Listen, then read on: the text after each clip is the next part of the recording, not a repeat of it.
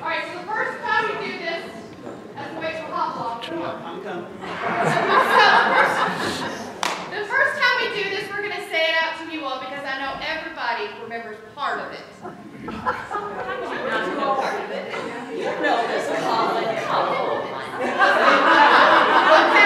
so the first part is we're going to say it out here, and everybody remembers. We're going to start. We're going to have some memory gain, I'm sure. And then we're going to turn around and say it to you. I want him to say it to us. Okay, ready? Here we go. 1 hen, 2 ducks, 3 squawking geese, 4 corpulent porpoises, 5 limerick oysters, 6 pairs of donuts, bears, and tweezers, 7,000 Macedonians in full battle array, 8 brass monkeys from the ancient sacred crypts of Egypt, 9 sympathetic, apathetic, diabetic old men on roller skates in the darkness of procrastination and sloth, and 10 lyrical, spherical, diabolical denizens of the deep which quiver around the quay of the river Kwai.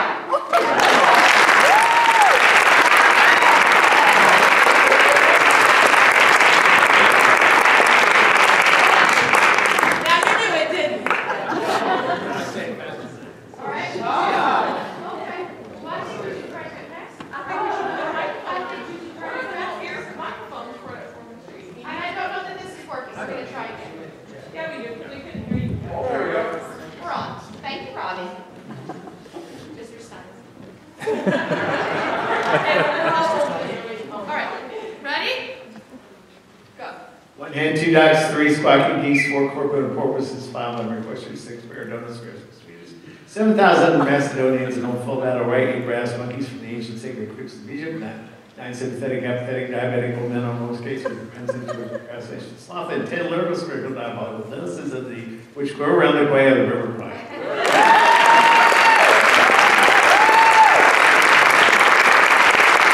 Next, it's funny. We want to thank our adult panel. And how funny is it that I still call them the adults? And we do.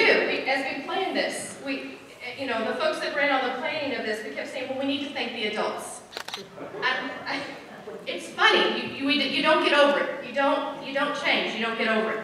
So we have some people we want to thank that supported Mr. Edwards in his vision throughout the course of his career here at Floyd Central, which, to be clear, it's gone from 1976 to 1995. It's an amazing accomplishment to be at this state for 19 years, to give us this facility, to give us this program, and then to pass it on, of course, on to others, which will be recognized this evening. Tonight, we're going to bring some people up, and what they are receiving is this Standing Ovation Award. And this is in honor of your service and commitment to the Floyd Central Theater program. So I'm going to invite them all collectively. For those that are here, we know some that might be coming in a little bit later. We also know that some aren't able to join us. But I want to go ahead and recognize them and have them come up. First, who I know is here right now, I want to give a big round of applause to Mr. Phil Thomas.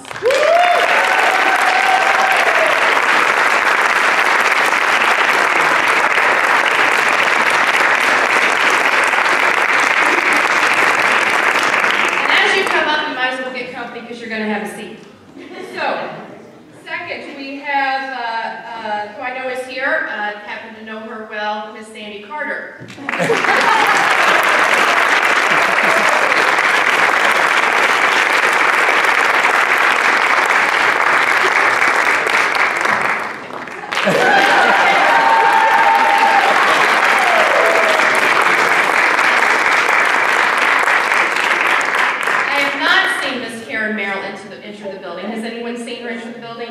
Well, just in honor of the fact that she is Karen Merrill, let's give her a round of applause.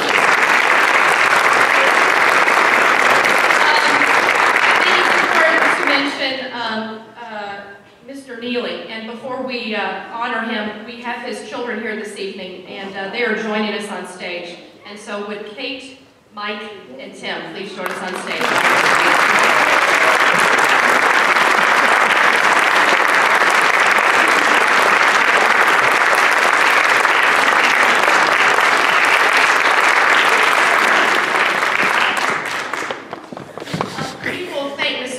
little bit later on, but until that time, the last person I want to introduce is, of course, the incomparable Mr. Chris Butler.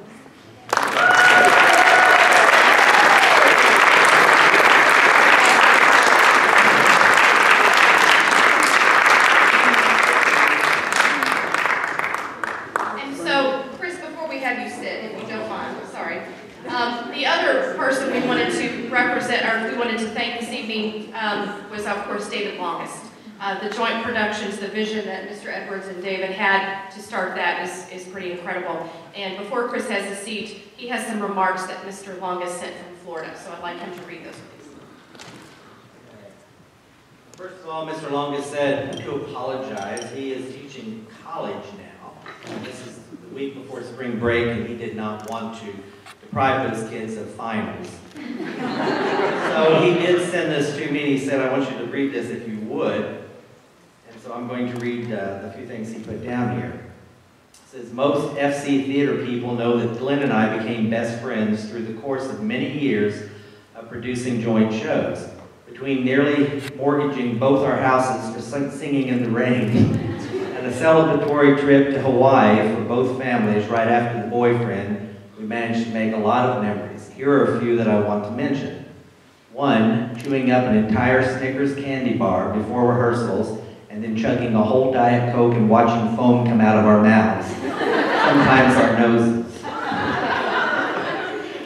These are the adults, yes. We don't think we're all that, stuck up and stiff. We do a lot of fun things too, that you never knew about.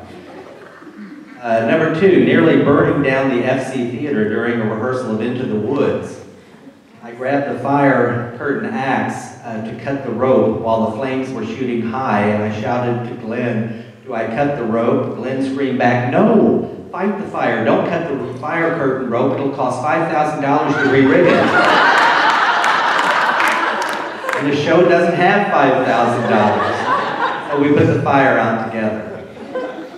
Sampling all the great cheesecakes that Glenn and Jenny's house, I had a restaurant, and Glenn baked cheesecakes for us. So Mr. Edwards and, Dave, I call him Dave, I can't say David, Dave and Glenn would always sample those to make sure that they were just perfectly right. And I might mention we sold dozens and dozens of them every week. That's a lot of sampling. Good memory for him is flying to Denver to help present Glenn with his International Thespian Hall of Fame Award. Having Glenn at my side as we convinced New Albany Principal Richard Flatt that 5 rows of antique theater seats in the old auditorium had to be removed to allow the Joseph Thrusgrave stage to be installed. They hadn't been touched for over 60 years, but we convinced them to yank them out. Never would I have done that without Glenn as my wingman. 7, being a casual observer to Glenn's crowning achievements, the International Thespian All-Star cast of Ragtime and his direction of amazing other musicals from Las Vegas Academy. And then opening night, Ragtime, which opened Festival 2005 in Nebraska. Through all of this, I'm smiling because Glenn is and has always been much more than a mentor and friend. Glenn was my teacher for nearly a decade of shows, and his influence helped New Albany High School Theater blossom into what it would become. We used to joke that Glenn was the P.T. Barnum of high school theater, and that's a good description. Glenn turned high school musicals into gigantic community events, and it doesn't get any better than that. With Glenn at my side, things couldn't have been any better. I love Glenn and the whole FC gang. Miss you. Sincerely, David Longest.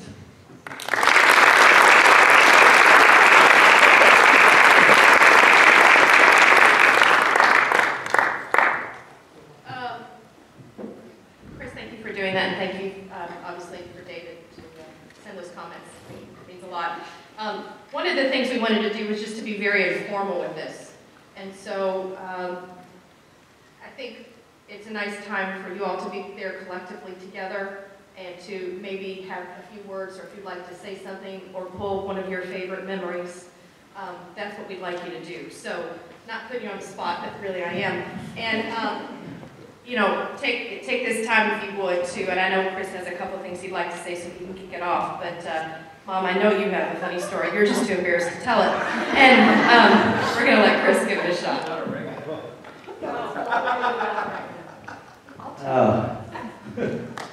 Yeah, well, a couple of things I want to mention about Glenn. First of all, he almost put me into complete shock because I started teaching in West Washington, a little bitty school, country school, and I was used to going out and dumpster diving for cardboard to build sets. And the first set that Glenn called and he said, I want you to design Oliver for me. Are you interested in that? And I said, yeah, of course I'd be interested in that. And he said the words that almost gave me heart failure. Spend whatever you want. And you don't have to use cardboard or styrofoam. And it was pretty exciting to be able to do that. And that also introduced me to shows that had casts of 5,000 or 6,000. That was a huge, huge show. But I always appreciated that. At the time I was state director of Thespians is when I installed the troupe here. At that time, never in 1,000 years would I thought I would end up here and the bigger part of my teaching career would be here. But I thank Glenn for that because I, as you know, get pretty opinionated at times, and I quit mid-year in my home school where I was teaching, Salem, because I didn't like the superintendent, I didn't like the principal. I got into it with him and I said, I quit, I'm not going to teach here anymore. And I thought, what do I do? I go home and tell my wife, well, I just quit mid-year, I have no job. That same night, Glenn calls me and says, we have a teacher. He says, I sure wish you were down here to help with sets and things. He said, we just had a teacher that retired. I don't know if she was sick or what the thing was. He says, I said, you've got to be kidding me. And that's how I ended up getting here when I did and worked with Glenn on the tech end of it. So that was my first introduction down here. And also it was my introduction, which I would use many times to get away with things. If you look up on that wall up there, you'll see something that's fastened to the wall. That was during Oliver when Bill Sykes hangs, and they had to fasten this to make sure it was all secure. So after that, ever after that, when I had principal would come in, and if you look, there's several places that I drilled into the walls. And I would say, oh, I'm sorry, Mr. Edwards did it. I thought it was okay. I didn't know any different. So that was good that we had that. But by any means, certainly, as a young teacher in a small school, I would bring my kids here, and this was Broadway to me, to see the shows here. And the kids, we would sit in the balcony, and it helped inspire my kids in that small school to do so much more, because they would say, oh my goodness, this is Broadway. The first show we ever saw, I think, was The Wiz. And that was your first show in here, was the first musical in here, was The Wiz. And it was just magical every time we came. And Singing in the Rain, all of the things that I would bring kids to, it was just magical. So it helped me as a director as well, certainly. And it's been fun knowing Glenn all these years and appreciating the talent he has in directing. And I learned an awful lot from watching that. And by the way, just to end with, it just really ticks me off that you can still get in your t-shirt.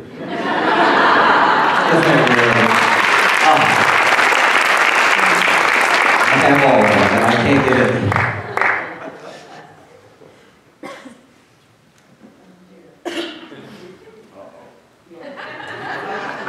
Just said, uh-oh. Well, I had never played a musical in my life. Susan Adams, I had, yes, I take that back. I had played, we were sort of partners in crime, playing dueling pianos for a couple of the, what would now be middle school shows. But I had Jenny, maybe, no, I'm not sure, in choir at church. And I think Glenn had heard me play piano down there, which was not anything great. But he asked me to be a rehearsal accompanist for 42nd Street. And a pianist in the show, and I said, Glenn, there is no way I can do that. There is just no way, I can't do that. And he said, well, would you just come out and maybe play a few rehearsals? And I really was hesitant because I didn't think I could, literally. And so finally I did come out to a rehearsal, and I was scared to death, and I practiced and practiced thinking that when you played a show, you had to play absolutely every note that was on the score, and it was all that manuscript and nasty. Oh goodness, it was not fun to read, and oh, I just agonized over getting ready to come out and play this one rehearsal. Well, I came in, and lo and behold, all these kids, high school kids, start coming into the choir room, and in walks this person right here, and I thought he was one of the high school kids. And it was Mr. Mr. Thomas, first night at his rehearsal. And so we literally started this career here at musical theater the same night, and we've had some great years. Well, so I did rehearsals. I thought that would be the end of it. And then I said, well, Sandy, why don't can you commit to playing in the pit? Oh no, we just agonized more and more. And I finally said I would. And then he said, well, could you do the stage piano part also? And it just kept getting a little bit more complicated, a little bit more challenging. I ended up just loving it. Oh, that stride playing, and it was wonderful. We've become good friends, and it's been a wonderful experience. Now, my funniest memory, Glenn, were any of you in The Boyfriend? Do you remember, and I'm not going to go through all of it, but do you remember the first night you all rehearsed with the big beach balls? Y'all remember that? And the pit was up here on stage. Phil was conducting here, and I was way over on stage right, the keyboard was over there. And they opened the curtain, and these kids are all throwing these beach balls back and forth and singing. And Glenn Edwards says, "Stop! Everybody!" Y'all remember what he said? Should I say it? Yes. Should I? Yes. Really? Show me your balls! Phil Thomas and I literally went. And it was all I could do to stay up there in that pit. We had more laughs over that. And I have 5 grandchildren, and I just said that. Anyway. We know that. No, but it was just so funny. It was just so, he wanted to color coordinate. And Glenn, thank you so much for, having my mom through me on stage with me basically my entire high school career. That was the best thing. All right, so I want to introduce Betty Weber Floyd.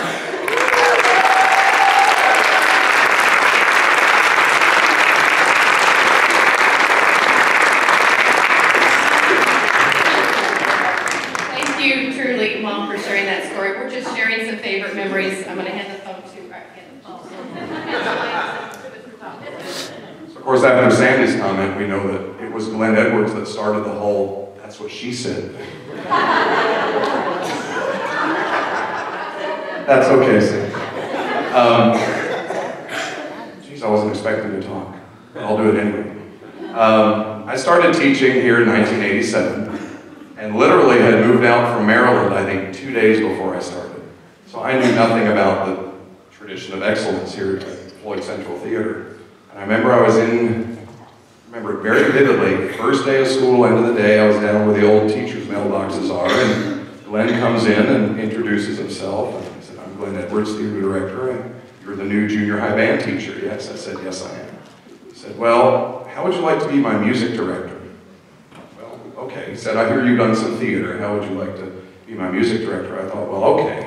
And my little high school out in Maryland, I mean, the senior class play was like the big theatrical production, so I was not used to what goes on here. And I said, well, what show are you doing? He said, 42nd Street. Of course, my brain went, oh, that'll be great.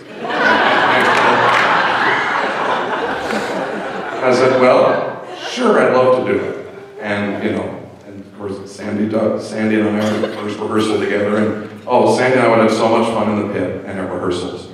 Sometimes it's like, I'd play left hand, she'd play right hand on the piano. So, but I think probably one of my funniest memories is actually, David talked about it in his note during Into the Woods. He talked about the fire. Well, part of the set was, burlap. Big strips of burlap hanging from the back, kind of like torns on either side to add texture. I mean, actual burlap. And I guess they got too close to the lights and actually caught on fire. And I just remember Glenn running onto the stage with a fire extinguisher and just spraying the whole place down with the fire extinguisher. In fact, did we ever tell John Marsh about that? Or did we ever tell John Marsh about that? Or? The whole auditorium was covered with yellow powder. I guess John Marsh found out about it. Okay. Yes. Students on Monday were out there cleaning it all. That was pretty funny. And so many years that I spent working with Glenn here that I cherish. And also, I've never really told them this, but since I had moved from Maryland and didn't know many people, the whole Edwards family were like a second family to me. Of course, Jenny and Ellie were real little, and I remember spending evenings at the Edwards house and going out to dinner with the Edwards family and going to movies with Glenn at the old Showcase cinemas. So, Glenn, I'm honored to be a part of this today. And I was honored to be at your wedding, Phil. That was a great... Glenn Edwards is the only person on the planet that knew both myself from here at school and my wife Rita before we actually met. So he's the only person on the planet. In fact, he's probably the reason we got together. Because at the end of my first year teaching, I asked Glenn if there was any summer theater in the area, and he told me about Iroquois Amphitheater. So I went and auditioned and got in their production of Grease, and I was Duty and Rita was Rizzo, and the rest is history. So thank you, Glenn.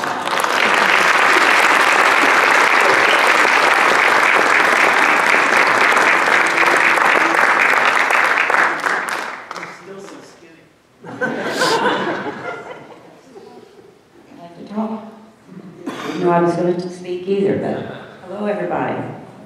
I'm a working lady. Sorry, I'm late. But I was teaching until about 20 till 2, 1, whatever it is. So good to be here. Everybody knows Glenn, knows how I feel about him. First time I met Glenn was I was choreographing West Side Story at Providence High School. And during intermission, he came down and he said, introduced himself, and he said, you have to come choreograph for me. And I said, well, I've got a show going, and I was with Providence High School for about 25 years. So I thought, well, no, I don't want to explore anything else. So, but I finally said, okay, I'll come meet with you. Well, the rest is history.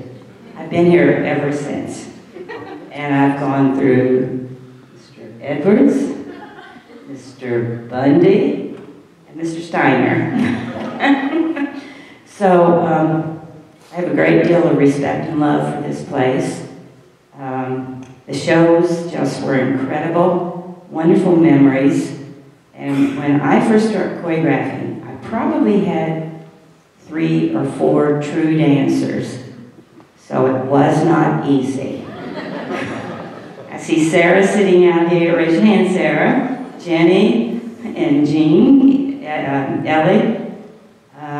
They became students. And is there anybody else out here that's a former Weber student? Oh, here we go. All right, one more, 2, Robbie. Anyway, it just all sort of developed from there. I think the most ambitious and first difficult show that I had to choreograph was 42nd Street. Virtually 3 or 4 dancers. Robert Kaiser, had to make a tap dancer out of him. All the guys, none of the guys knew dance at all. Yeah, Danny Phillips. And, but that was if I'm not mistaken, the first musical to be presented at International Dance First one we did from this school. And how many of you were in 42nd Street? Oh, wow, look at that. That was a magnificent show, and we were all very proud of it. I'm glad to be here today to help celebrate Glenn being back in the area. We are thrilled to have him here, and hope he will come back and do something else for us sometime soon.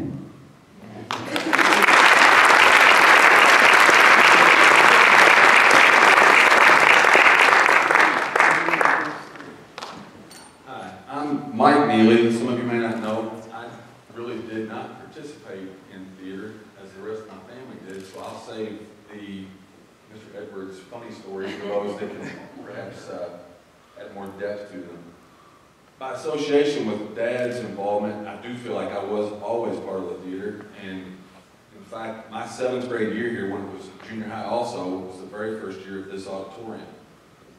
And I have stories and memories of times coming here with Dad when there was not even a roof on it, him being so excited about what was about to happen. And in fact, I was talking with Tim and Kate earlier today. My first memory of theater here was Godspell. And I believe the driver's ed room.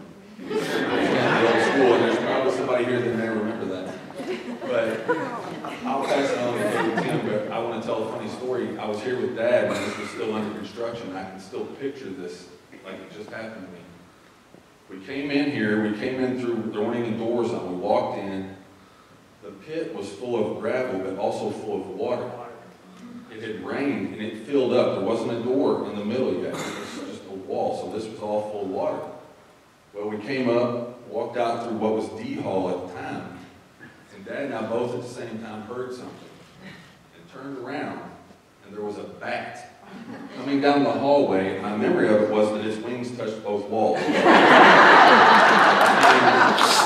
We both ducked at the same time, and it flew that way and right out the doors and on out to wherever it was headed. That, I will remember that forever. And on behalf of Dad, I do wish he was here, and I wish he could articulate some of his memories. He would have millions and billions, and there would probably be a laugh or two. But he certainly, I'm sure he is appreciative of everybody that's here, and with that, I'll pass it on to Kate.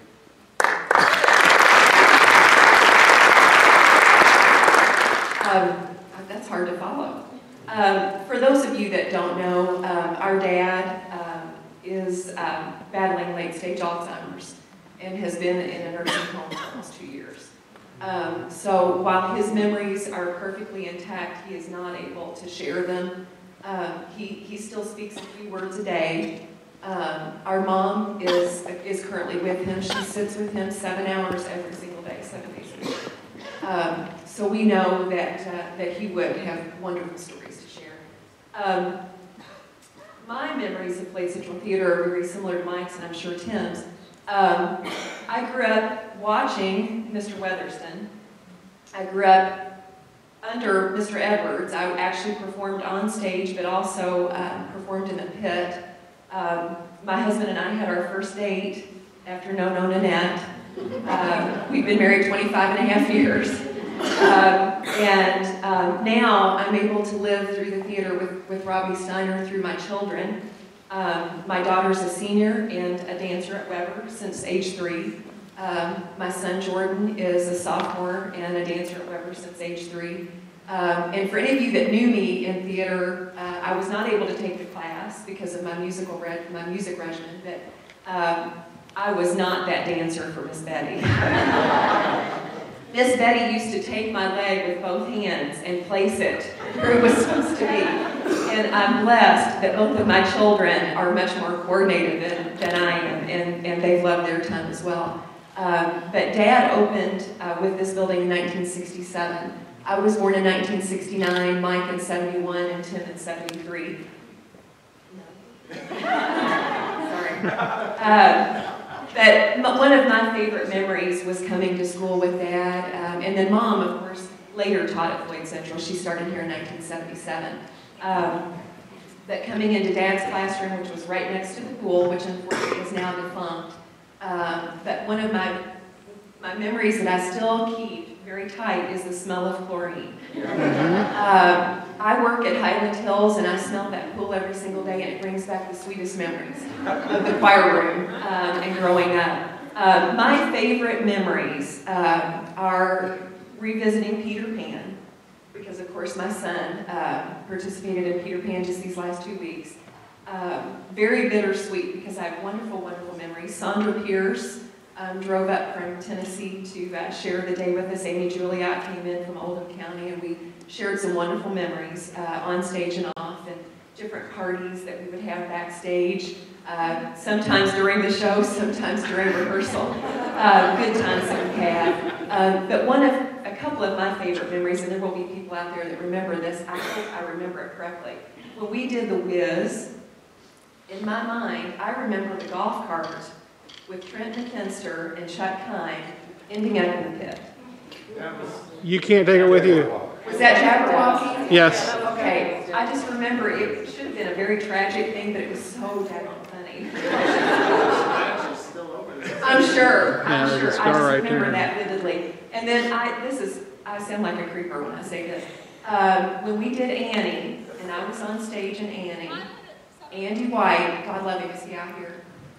Okay, he was like one of my first boyfriends. He didn't know it, but and he had that beautiful golden hair, curly hair, and he shaved his head to be Daddy Warbucks. I still have some of his hair. I'm embarrassed to admit that. But the partner in me still has that hair. So Amy might look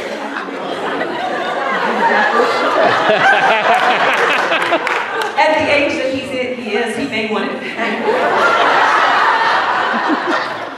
So, but again, Mr. Edwards, thank you. And while I was not able to follow you during the school day, I certainly followed you in the afternoons and the evenings, and have wonderful memories, wonderful friends that I love to catch up with. Chuck Bishop I had not seen in ages. Mike Nevitt I see almost every day now. And it's wonderful to know that the performing arts department, the musical arts department, has brought this group together, because we are a special bunch that have been coordinated by these wonderful, as Emily says, these adults that are still in our lives. And on behalf of our family, we thank you very much.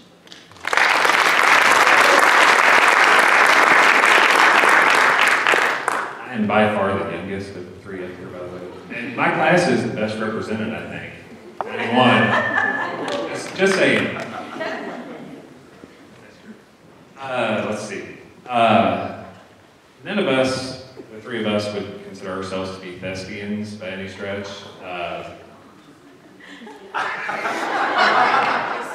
I was a lost boy in 6th grade for Peter Pan, and Miss Betty had me dancing around in a circle, which was pretty tough to get me to do that.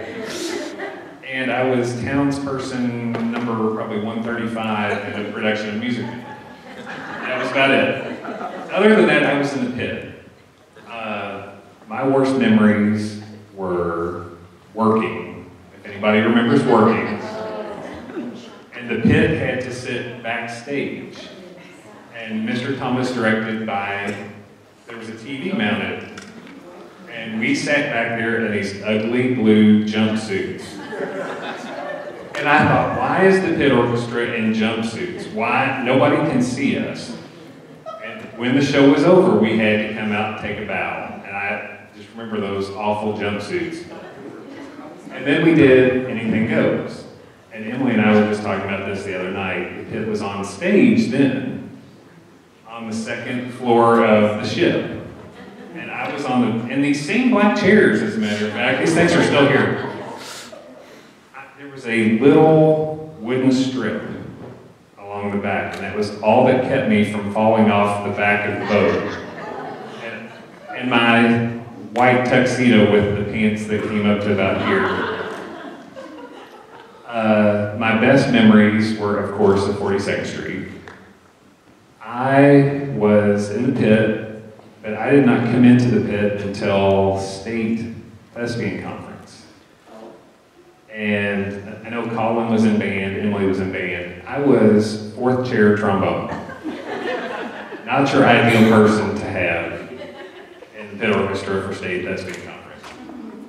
And first rehearsal, it's Mr. Thomas, who I still cannot call by his first name, and Sandy and my dad, and then you had Mason Mears, and Randy Weaver, and Janice Singleton. I mean, you had this incredible pit, and then me. And I remember state thespian conference was here, and during We're in the Money, Robert Kaiser, when he danced, I don't know if Robert's here, but when he did that kick, it looked like it was coming out into the crowd. And I remember we weren't even probably a quarter of the way through the song, and the crowd was already standing up cheering. I mean, we were getting a standing ovation. It blew my mind. And then we went to the international conference in Muncie, and after the show was over, I remember somebody came up to, it might have been you, Mr. Thomas, and said, I'd like to rent your orchestra for my school's production. You know, where did you find this orchestra? Where did you rent them? And he goes, they're all high school students. They go to the same high school.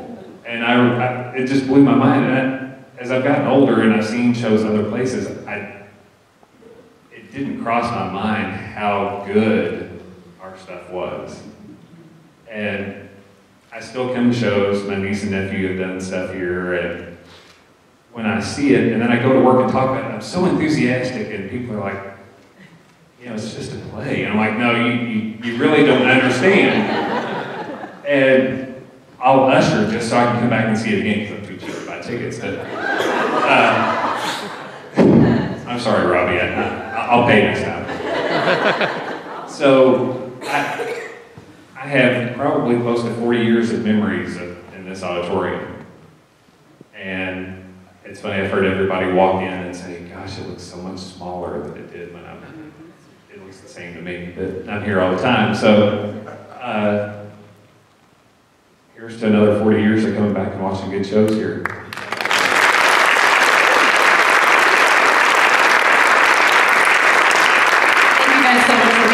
Obviously, it's great to hear your stories too, but for being here for your dad. We really do appreciate it. I wanted to pay tribute to the person that made us all look good. Time and time and time again. For years. She started when she was 4, so that's helpful. But Karen, thank you so much for everything that you've done for this evening.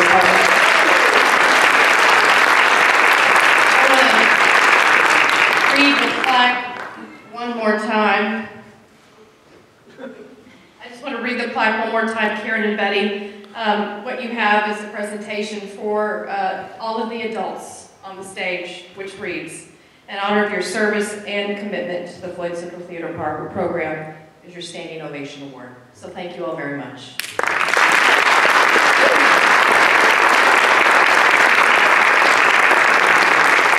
You all are free to go now. We are on to the next thing. As we talk this evening about theater and the tradition of theater, we're here to honor Mr. Edwards for the legacy that he left to Chris Bundy.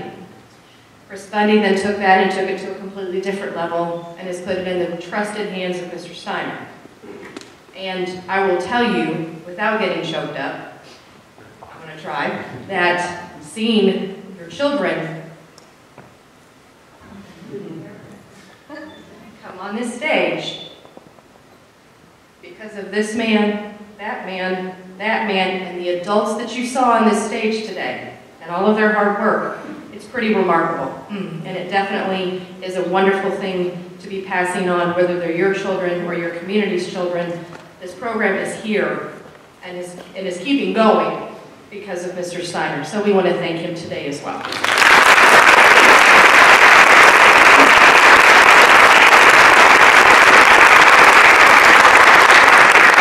A couple of other people before we head into Mr. Edwards' comments, and that would be the people that put this together. And we could not have done it without the assistance of the current principal here at Floyd Central High School, Miss Jane Whaling. And so thank you so much.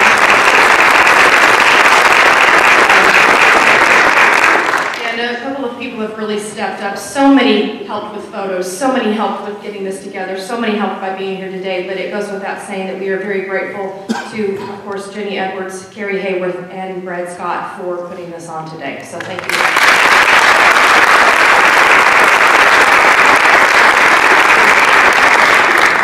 We'll have a couple of our comments right after this, but before we go further down the road, I thought it'd be great if Mr. Edwards would say a few words. I think as we heard the adults talk, the comment that I have is real simple before I introduce you, and it's this. Can you imagine the vision of somebody looking at the Super Hicks, which is what we were, in basketball country, in football country, and saying, you know what this place needs? It needs a state-of-the-art 900-seat theater. Can you imagine to be a fly on the wall of that conversation? I can't imagine how that went. I can't imagine how this was built and how you created this. And the struggles and the effort that you put into this is truly remarkable. He's always been a captain of a ship, if you will. He built the program. We were all on the ship for 4 years, some longer than others. We'd dock, we'd get a new group of kids in, we'd go out and set out to sail again. And that's what we did year after year. And it's pretty amazing to see where everyone is and the legacies that he's left here at Floyd Central. So, Mr. Edwards. First of all, I really want to thank Carrie and Brad and my daughter Jenny for getting this together. I'm not a person that likes to be in the spotlight. In the old days when David and I would come out in front of the curtain to give a curtain speech, I was petrified. And we always tried to do a little doodad or something to make it funny, but it was really hard for me. I was never an actor, and I was always behind the scenes because I prefer that. And Mr. Don Sokol is really the man that made this happen. When I was hired here, he told me that we were going to build a theater. And I didn't want just any theater. I wanted a real theater. And they wanted one that would seat the entire population of Floyd Central, which would have been twice the size of this auditorium. And I said, oh, we don't want that. We don't want a huge multi-purpose room. We want an auditorium. We want a theater. And so we started with a great architect by the name of Chet Michelle, and he listened to everything we did, and we thought, and we toured around, and we looked at lots of places, and I know that I saw this block, this gray block at the Kentucky School for the Blind, and I said, we have got to get that because it's beautiful and its sound is great, and we just got to do it. So we fought for that, and we got it. And I'm so glad that it's still here because to me, it's what makes this auditorium. It really is. And there's so many people through the years, of course, Betty and all the people you saw up here. Betty and I were a partnership that continues to this day. Our friendship is still very dear to both of us. And Mick, who helped us get started, and Phil, of course, for everything he did. And the very first person that I knew in theater in the state of Indiana was Chris Bundy. I met him at a state conference up in Noblesville, Indiana. And no, it wasn't Noblesville, it was, yeah, no, it was at, it was the other guy, his name I can't remember. Anyways, it's old age. And I walked into a lounge and Chris was sitting there and we just became friends. And I think that he started the thespian troupe here right back in the old days before we had a theater or anything else. We were working in the cafeteria and in the little driver's ed room up in the front. And so I've known him forever. And then, of course, Dave Longest, who's my dearest friend in the whole world. And we've worked so long together. But all of you guys out here, and I heard that Roger was here, Roger Mullen. I I can't begin to tell you that there would not be a theater program at this school if it wasn't for Roger Mullen. Roger was here in the first years that I was here, and I think Cheryl's here too. Cheryl Barnett, and Cheryl was with me back in the very beginning. I don't know, I think I heard Patty was going to be here. I can't believe it. First actress, ever worked with. And I don't know if there's anybody else back from those early years before we had a theater, but who else was here? I can't see who's here. It's black, it's blinded. And well, Nevin, you were here in the ceilings in the cafeteria, weren't you? Yeah. Yeah, before we had this building, so. You were a little junior high school squirt. But, those people were so important, and Roger was my tech guy, he was my go-to guy, he was my right-hand person, and I was a dumb kid that didn't know much, and I had never produced a show, I'd never built a set, I'd never done any of that, and we figured it out. And so, it's been a long haul, and I hated leaving here, after 19 years, but I had an opportunity to do something which was for the benefit of my family, for my wife mainly, and that was to take a job where I didn't have to work till 10 o'clock every night, and every day till 10 o'clock, and Saturdays and Sundays, and some of you know that because you were right there along with me. And I never forget spending all night on 42nd Street with Phil and Ronnie Pfeiffer. Painting the coins. Yeah, painting the coins. I'll never forget that. Sitting on that floor all night. Not the only all-nighter we pulled, but that's one I remember. And Ronnie, sorry she couldn't be here today, but I saw her last weekend, so that's great. At Peter Pan, and what a rush that was. Going back to our days in Peter Pan, and then seeing it again here, and seeing it even better. Robbie has done an amazing job over here, and I'm so proud every time I come back and see one of his shows, because they're so wonderful. And I'm so proud, too, that one of our grads from here, not mine, one of Chris's, now runs the New Albany Theater program and does an amazing, Amy, I think, are you here? I thought she was going to be here, but Amy Harpino does a great job down here, too, so, and I was there and saw Shrek, so, it's great going back. So, I want to give big thanks to my family. My mom is here today. She's 94 years old, and my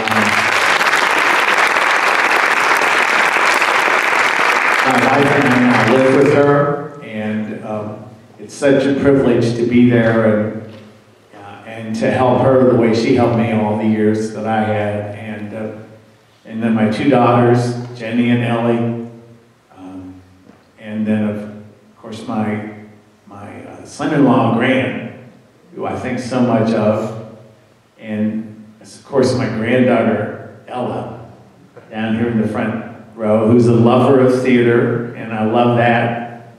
And then we have a new friend, and his name's Derek, and I like him a lot too, so we're getting to know him. So, but I'm looking forward to the rest of the afternoon to see you guys. Please be patient with me. My eyesight is not great, so sometimes I have to look to see who you are, and then a lot of you look a lot different than you did when you were in high school. So you have less hair and more body, but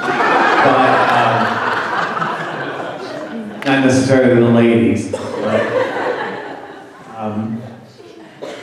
I guess I want to leave you with a quotation that Amy Hutchison's mother gave me on a wonderful piece of calligraphy. She actually gave me two. One was in Latin, and it said, "Don't let the bastards get you down."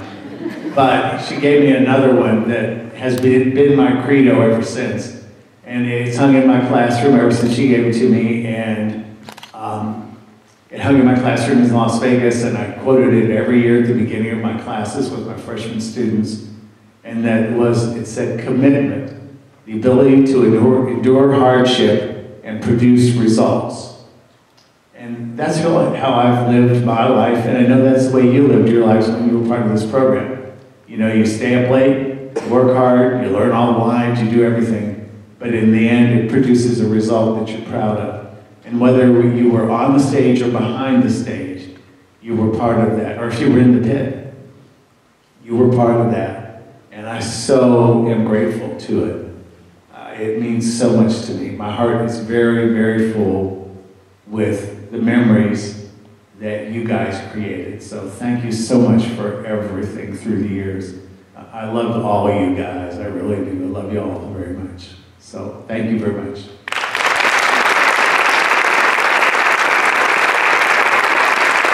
Felt that it was fitting for our last presentation here that you had your family with you, because we know the sacrifice that they gave for you to be here for us all the time, to be the leader that you were, the director that you were, to have the commitment that you had. So, on behalf of all of us, to honor your superior accomplishments in teaching theater arts and leadership, to recognize your outstanding character, direction, vision, and drive, to celebrate the honor and recognition you have brought to Floyd Central High School, thank you for having graced our stage.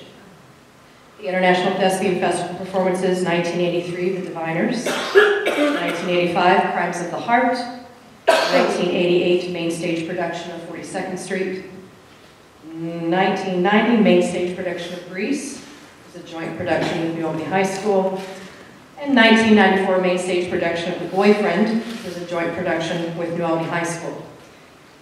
Early is on time, and on time is